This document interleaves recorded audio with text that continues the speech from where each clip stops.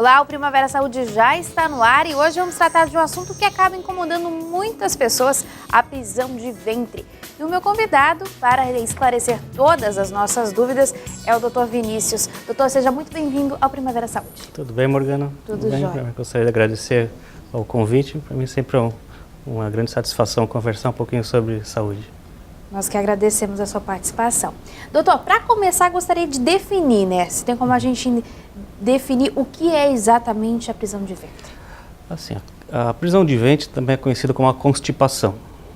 Ela se caracteriza por um trânsito, uma frequência intestinal diminuída e uma consistência das fezes mais endurecida, causando desconforto ao paciente, dores, sensação de estufamento no abdômen, bastante desagradável, que incomoda muita gente.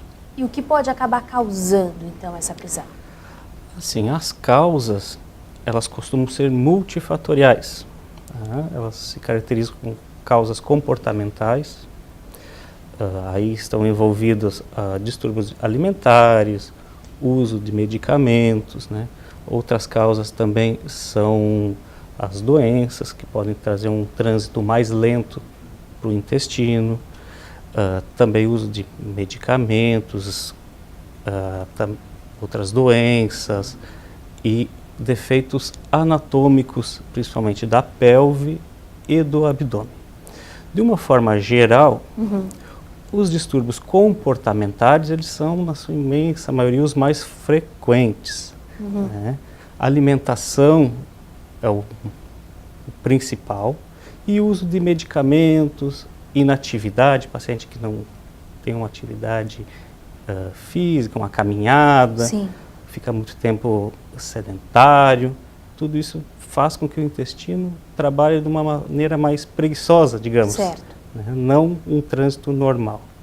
Agora entrando um pouquinho mais nesse assunto, a questão de remédios.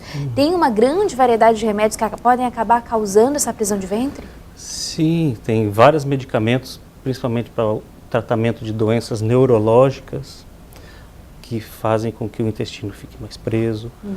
Analgésicos causam bastante constipação. Pacientes que tratam de um hipotireoidismo, por exemplo, são fatores que desencadeiam uma certa constipação e a prisão de ventre nos pacientes. Como a gente já citou aqui, o senhor acabou citando, a questão do hábito, aqueles costumes básicos, às vezes, na alimentação, se alimentar errado, não tomar água. Esses fatores são os mais comuns, como você citou. Nesse ponto, ele acaba sendo mais difícil também de tratar? Com certeza. O tratamento ele é mais difícil porque depende muito de uma adesão do paciente, de uma vida regrada, de uma atividade física diária, estímulos comportamentais, mudanças do ritmo, do estilo de vida. Às vezes sair da rotina, por exemplo, viajar, pode se tornar um problema? Pode. É muito comum essa situação porque as pessoas têm receio, se sentem muito desconfortáveis em ir ao banheiro fora de casa. Então, ficam segurando à vontade e aguardam até chegar em casa ou no outro dia algumas vezes, e proporciona o aparecimento da constipação, ficam com as fezes mais ressequidas. E essa situação de às vezes não ir no banheiro quando realmente necessita pode ser um problema, doutor? Pode prejudicar, pode aumentar o desconforto do paciente. Você acabou citando que algumas doenças também podem ser causadoras dessa prisão de ventre. Quais são elas? Assim, pacientes que são acamados, que sofreram, por exemplo, de um derrame, que ficam acamados no leito, na cama mesmo, eles não se movimentam, se alimentam por sonda. Pacientes que fizeram uma cirurgia recente e precisam de um analgésico para combater a dor. Analgésicos, eles costumam trancar o intestino, os analgésicos mais potentes, derivados de morfina, algumas vezes. Doenças da tireoide, então, onde faz todo o organismo funcionar de uma maneira mais lenta e o intestino, inclusive. Então, o ritmo acaba sendo sempre mais lento. Sabendo que cada organismo é um organismo e vai reagir de uma maneira, como é que a gente pode fazer para identificar? A prisão do ventre sempre vai ter os mesmos sintomas? Nem sempre os mesmos sintomas são para todos os pacientes. Alguns vão ao banheiro a cada 2, 3 dias e se sentem muito mal, né? Sentem dor, principalmente ao evacuar, algumas vezes até causam fissuras, fezes muito ressequidas, sensação de estufamento, bastante comum, né? Sensação de que está empachado, né? Que o paciente se queixa bastante, aquela vontade que não completou toda a evacuação, são bastante comuns. Quais são os sintomas para poder avaliar? Às vezes a ânsia de vômito também é possível ter? Sensação de vontade de vomitar, ela não é tão frequente assim nos casos mais leves e moderados. Assim, é mais reservado ao caso do paciente que fica muito distendido do abdômen. Mas vômitos não costumam ser tão frequentes na constipação. Outro detalhe é que, veja assim, que não é obrigatório que o paciente evacue todos os dias. Não existe uma receita de bolo para todo mundo. Certo. Algumas pessoas, elas vão ao banheiro a cada 2 dias sem nenhum sintoma, as fezes amolecidas, de consistência normal, sem problema algum. Isso faz parte da rotina e do organismo da pessoa. E não existe nenhum tipo de alteração.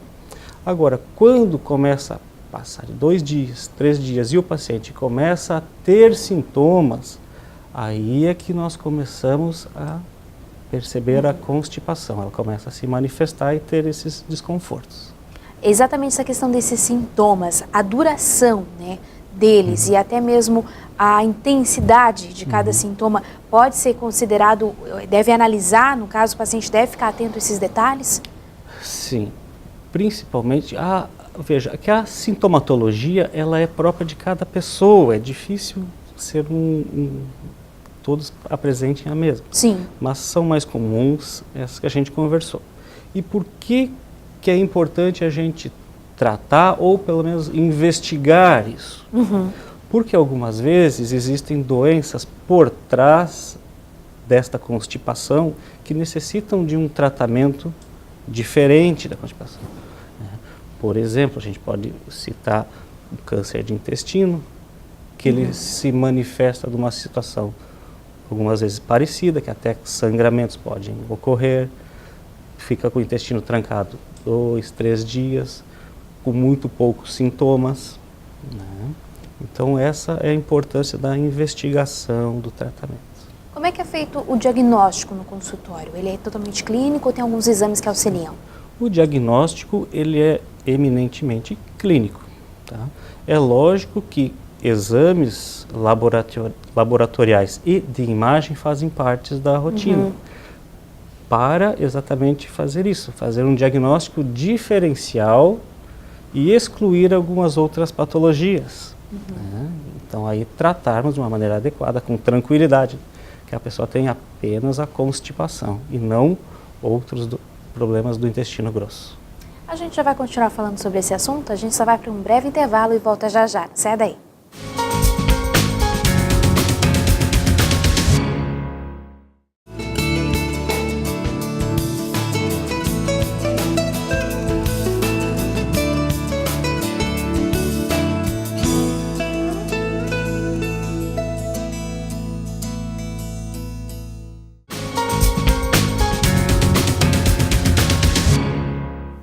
Estamos de volta, o tema de hoje é prisão de ventre. Você pode participar com a gente através do telefone 3442-2012 ou ainda através de mensagem no WhatsApp no número 8505-6342. Mande suas dúvidas.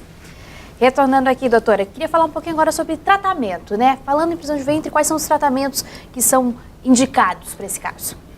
Assim, de uma maneira geral, a gente precisa tratar as doenças de base que podem estar causando, aquilo que nós já comentamos.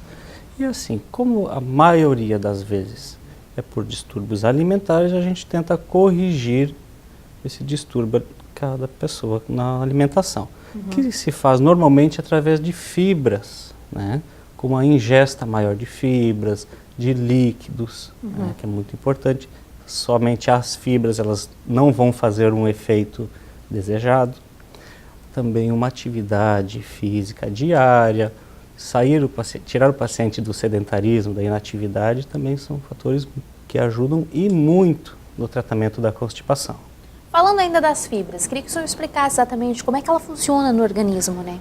Certo. O mecanismo de atuação das fibras é que o intestino grosso ele funciona como se fosse um tubo, ele é um tubo, na verdade. E ele faz a propulsão do conteúdo fecal através de contrações, né? Então as fibras elas funcionam como fazendo uma distensão do intestino grosso, estimulando essa peristalse, esse peristaltismo, para que as fezes vão para frente em direção ao reto para serem eliminadas através do ânus. Então as fibras têm um mecanismo de massa, distendendo o intestino e aí estimulando o funcionamento dele. É indicado em algum tipo de caso a questão do laxante? Então, as fibras, elas funcionam como um laxativo, né? Existem outros medicamentos também que atuam desse mesmo padrão.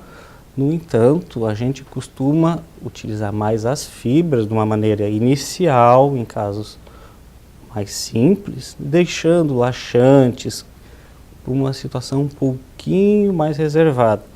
Eu digo isso porque a gente percebe que os laxantes, de uma forma de comprimidos e não de fibras, eles tendem a criar assim, uma certa dependência ou até às vezes um funcionamento regular, diário, não tão adequado. No caso, ficar dependente desse remédio? Algumas vezes sim, né? Mas pense que o paciente vai ter que se cuidar pela vida inteira, né? Então, por isso que é mais indicado o uso de fibras, numa alimentação mais correta. Em que caso que é utilizado a questão da cirurgia, né? Assim, de uma maneira geral, a cirurgia, são casos de exceção. Tá? Não de uma maneira, assim, de primeiro passo, cirurgia. É reservado, assim, a pacientes que não melhoram a nada, né? Que tem um tratamento clínico que não funciona e o paciente ele é extremamente sintomático, com dores muito importantes, às vezes incapacitantes para a vida diária. Né? E veja que mesmo assim a cirurgia ela não tem algumas vezes um grande benefício, tá? Porque a recidiva o intestino da constipação pode até mesmo voltar, mesmo retirando todo o intestino grosso, o intestino fino, ele pode ficar constipado também após a cirurgia e funcionar de uma maneira não tão adequada. Então, e por que acaba acontecendo isso? Por adaptação do intestino fino, né? Nessa cirurgia a gente tira todo o intestino grosso, que ele é o mais envolvido na formação das fezes. No entanto, a gente não sabe ainda o mecanismo, a causa de como é que faz o intestino ficar trancado. Né? E algumas vezes a gente percebe que o intestino fino, que a gente na cirurgia utiliza para a correção desse problema, ele acaba criando características do intestino grosso, ficando então constipado. Entendi. Doutor, agora falando um pouquinho sobre as possíveis complicações se não tratada. Assim, a constipação ela faz com que as fezes permaneçam mais tempo em contato com o intestino grosso. Né? Isso pode desencadear algumas patologias. Né? As mais comuns são as doenças orificiais que a gente fala, né? Doenças hemorroidárias, né? Doenças com fissuras anais, com rachaduras no ânus, onde as fezes ficam muito endurecidas e o paciente tem que fazer muito esforço para evacuar, né? Dá dor, sangramento, estimula a formação de veias anômalas, né? Vira a doença hemorroidária. Outro fator também importante é que no reto ele funciona como um reservatório para ser expulsadas as fezes. E mais tempo as fezes ali em contato com o reto, existe uma possibilidade maior do desenvolvimento de tumores e de câncer nesta região. Então é bem complicado, tem que ficar bem atento. Por isso que é importante investigar e tratar essa patologia. Com certeza. Queria agora falar um pouquinho sobre a hemorroida, né? O senhor acabou citando que ela é uma possível complicação se não tratado. Sim. Queria falar um pouquinho sobre ela, exatamente o que acaba ocasionando a hemorroida, né? Sim. As hemorroidas, elas são veias, todos nós temos no canal anal veias normais, que se chamam veias hemorroidárias. Quando essas veias elas se tornam tortuosas, inchadas, engurgitadas, elas viram a doença hemorroidária, né, que causa muito desconforto para o paciente, principalmente sensação de dor e sangramento. Né? O sangramento ele é muito comum. Tá? Então, faz prolapsos da hemorroida através do ânus, dificultando algumas vezes até mesmo na própria higiene. Né? E a constipação ela tem um fator que influencia no aparecimento dessas doenças, doença hemorroidária. A hemorroida ela tem um fator, ela é multifatorial. Né? Fator hereditário influencia bastante, fator comportamental, pessoas que ficam muito tempo sentadas, né? Pessoas que têm o intestino preso, mulheres é mais comum, gestantes, onde a criança fica na pelve da mãe, sim. Então as veias elas ficam mais engurgitadas na pelve de uma maneira geral e proporcionam o aparecimento das doenças, das hemorroidas. Né? E como é que é feito o tratamento nesses casos? Assim, por volta de uns 70, 80% das vezes as hemorroidas elas costumam ser bem tratadas e com bastante conforto do paciente com um tratamento com medidas clínicas, né? Deixando o intestino mais regulado, né? Algumas vezes através de medicamentos, com pomadas, né? Tem bastante conforto com o tratamento clínico, conservador. Que a gente fala. E tem uma certa porcentagem, uns 20%, onde a gente não consegue um resultado adequado. Então, aí, nesses casos, a cirurgia para as hemorroidas, elas são indicadas. Né? E aí os pacientes costumam ficar com um bom conforto, com uma bastante melhora do quadro sintomático. E nesse caso das hemorroidas, ele é muito comum no consultório, doutor? Sim, tanto a constipação quanto a doença hemorroidária, as doenças orificiais são bastante frequentes. Essa cirurgia, realizando a cirurgia da hemorroida, ela acaba, podemos dizer assim, que é uma cura? Ela não vai voltar mais ou ela pode criar novamente? Assim, existe uma porcentagem de recidiva, né? Porque durante a cirurgia a gente retira as veias que elas estão doentes. Né? No entanto, nós temos veias normais e essas veias normais a gente não mexe. Né? Então, essas veias que estão normais, elas futuramente elas podem ficar doentes. E aí ocorre o caso das recidivas. Né? A recidiva ela não é tão frequente assim, é por volta de uns 2 a 5% dos casos. Muito bem. A gente já continua falando sobre esse assunto, a gente vai para mais um intervalo e volta já já. Não sai daí que na volta vamos falar sobre prevenção.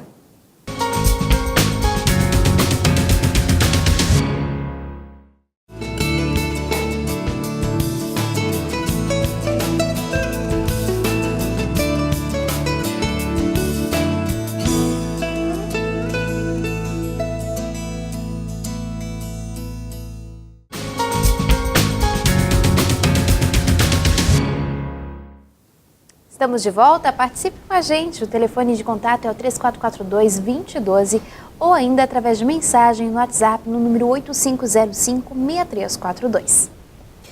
Doutor, retornando aqui, queria falar um pouquinho sobre como a gente pode prevenir a prisão de ventre, né? Talvez cuidando da alimentação seja um fator? O fator principal, digamos que seja fatores alimentares, né? Estilo de vida, uma vida mais regrada, né? Com atividade física, bastante ingesta de líquidos, uma alimentação saudável, estilos de vida saudáveis proporcionam um funcionamento mais adequado do intestino. Que alimentos a gente poderia elencar assim como fundamentais para essa prevenção? Assim, de uma maneira geral, alimentos que contenham fibras, né? Verduras, saladas, principalmente, né? Pode-se evitar não deixar de consumir carne vermelha, né? Diminuir, né? Não precisa ser todo dia, né? Mas assim, alimentos integrais são fantásticos, que ajudam muito na prisão de ventre. Queria agora falar um pouquinho sobre o exame colonoscopia. É isso mesmo, doutor? Queria que você falasse um pouquinho sobre esse exame. Esse exame é um exame de endoscopia que se faz para investigar o intestino grosso. Esse exame ele é fantástico, ele é muito importante. Isso na prática diária da gente, a gente costuma dizer que todas as pessoas que possuem 50 anos está bem indicada, mesmo não tendo sintoma algum, está bem indicado que faça o exame da colonoscopia. E pessoas que têm na família história de câncer de intestino, a gente reduz para 10 anos a menos, para 40 anos.